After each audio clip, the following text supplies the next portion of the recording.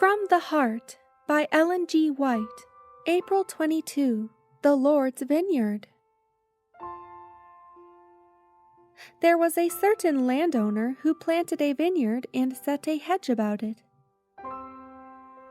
A description of this vineyard is given in Isaiah. Now will I sing to my well-beloved a song of my beloved touching his vineyard. My well-beloved hath a vineyard in a very fruitful hill, and he fenced it, and gathered out the stones thereof, and planted it with the choicest vine, and built a tower in the midst of it, and also made a winepress therein. This figure represents the advantages and opportunities given to Israel. Through Moses they received divine precepts and commandments. God gave them riches and prosperity. They had every temporal and every spiritual advantage. They were hedged about by the law of 10 commandments.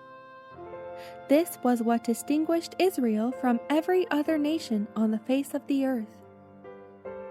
The church is God's peculiar treasure, precious in His sight, and dear to His heart of infinite love.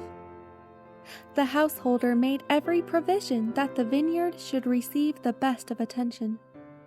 Nothing was left undone that could be done to make the vineyard an honor to the one who owned it. With fire and tempest and death, the great I Am redeemed His people, to make them glorious as His special representatives. He took them out of the land of bondage. He bore them as upon eagle's wings and brought them unto Himself, that they might dwell under the shadow of the Most High.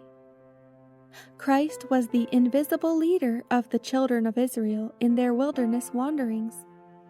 They witnessed a most wonderful manifestation of God's power when they passed through the Red Sea, and day by day they journeyed under the pillar of cloud, the symbol of the divine presence.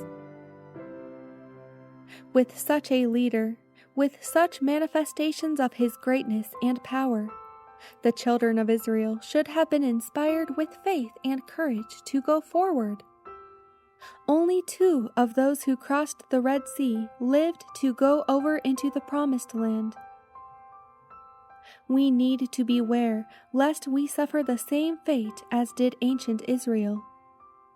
The history of their disobedience and downfall has been recorded for our instruction, that we may avoid doing as they did.